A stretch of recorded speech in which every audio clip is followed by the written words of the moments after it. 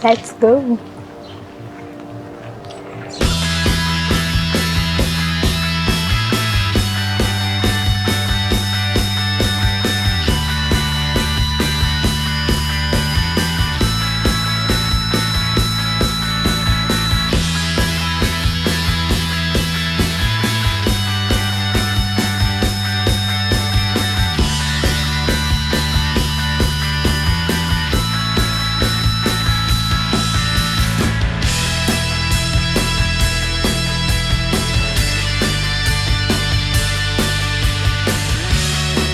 This is the famous Nyhavn district, the famous Copenhagen Opera House with Amalienborg Palace Square, the Frederick Church that you can see behind me.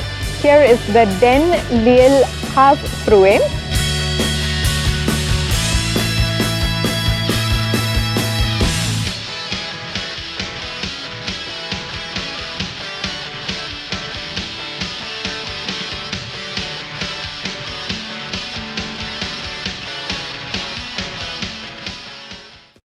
Good morning expats and international students, and welcome to my channel Good Morning Expat. This is Bhor and I'm here with a brand new travel series in the EU. This time we are here in the capital city of Copenhagen, which is of course the capital and the most populated and the most cosmopolitan city of Denmark. So welcome to this weekend trip.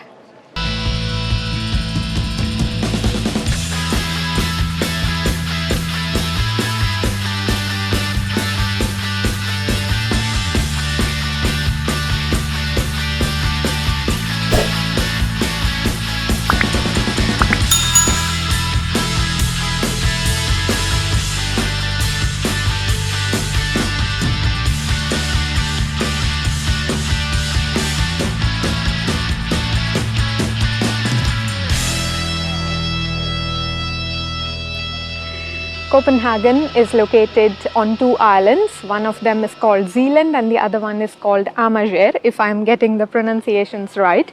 And it is also subdivided into big and small districts.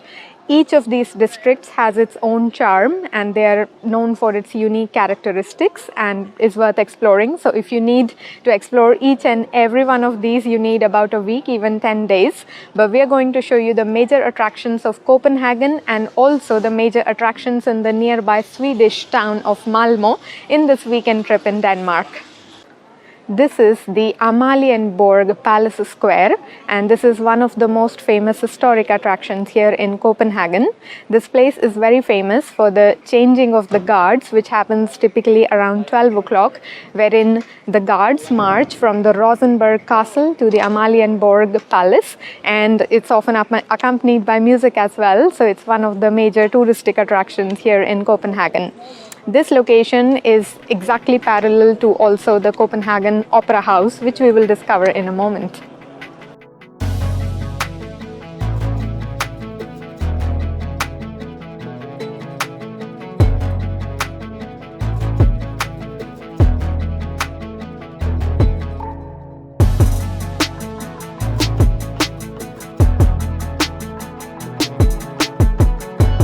The Amalienborg Palace Square has 4 identical buildings and is facing the Frederick Church that you can see behind me.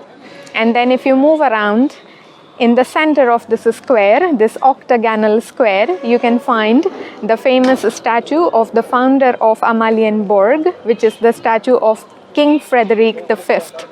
And then if you move around further, then in a straight line there is another monumental icon of Copenhagen, which is the Copenhagen Opera House. These 3 monuments, the church, the statue of King Frederick V and the Opera House, are built exactly in a straight line.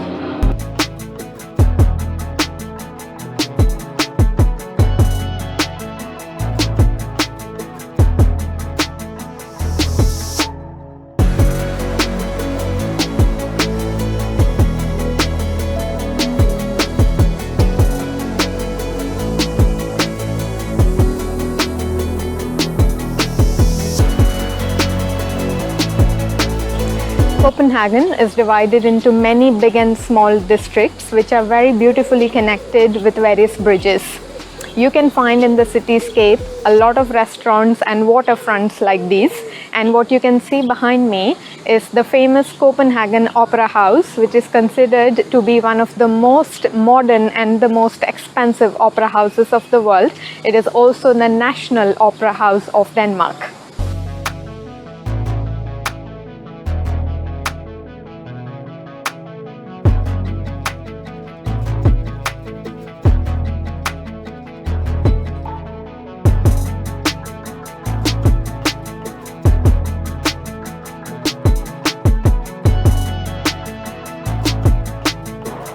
This is the famous Nyhavn district of Copenhagen, which is famous for its nightlife. So you can find these very brightly colored painted houses on either side of the river, and it's full of bars, restaurants and pubs which are open almost pretty much all day, where you can enjoy with your friends and family. So it's one of the major attractions of Copenhagen for nightlife lovers. So here we are in the Danish equivalent of the Navili.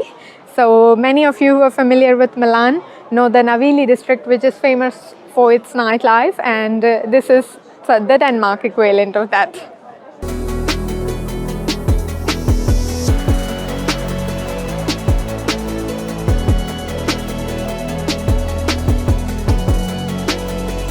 So this place will cater to all types of taste buds. No matter where you come from, you will find something to your liking over here. So you can find Chinese food, there's Irish coffee, Thai restaurants, perhaps an Indian one as well that I don't know about.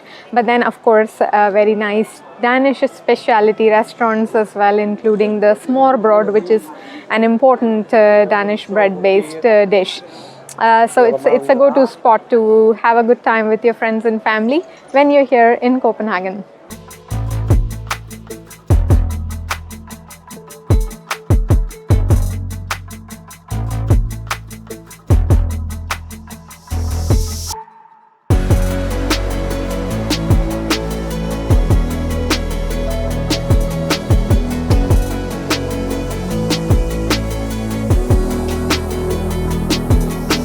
So ladies and gentlemen, one of the most iconic monuments of Copenhagen, the Den Lille Afrue.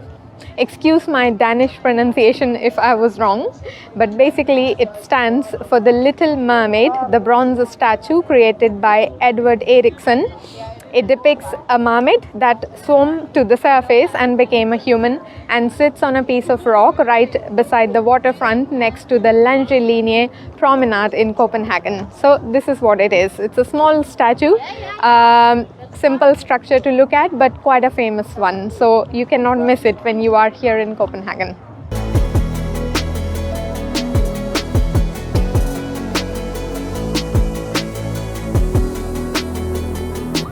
Hashtag let's get touristy.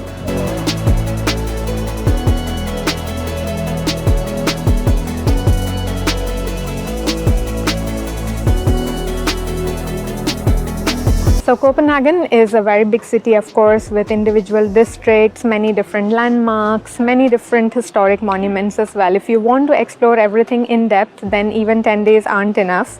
But if you are on a weekend trip here like me, one of the best ways of getting an overview of the city is through the boat rides. There are many waterfronts here, of course, and there are many boat tour operators. Some are a bit more touristy, some are slightly non-touristy. One of them is the Hey Captain boat tour operator, which has many different offers, like an hourly one, 2 hours, an extended one for 5 hours as well. I have taken today the one which is for 1 hour. So it's a great way of exploring the city, getting like an overview, 360-degree view of the city through the waterway. And if you are here on a limited timeline, so if you're transiting from Copenhagen, for example, or here on a weekend trip like me, then this is one of the best ways of exploring the city. So let's get this 1 hour boat ride started.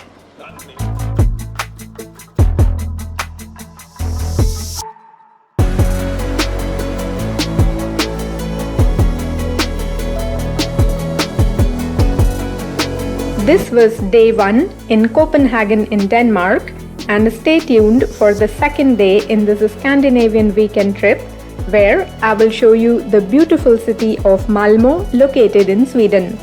If you liked watching this video, give it a thumbs up. Don't forget to hit the bell icon and do subscribe to my channel, Good Morning Expat. And the cool thing is, if they don't find any trash, they have to pay for it. So people are desperate to find trash. I had the sailboat with my friend a couple years back. We were laying in Christianstown, the first canal we were in. Just enjoying it. It was weather like this, and we were just having a good time. And then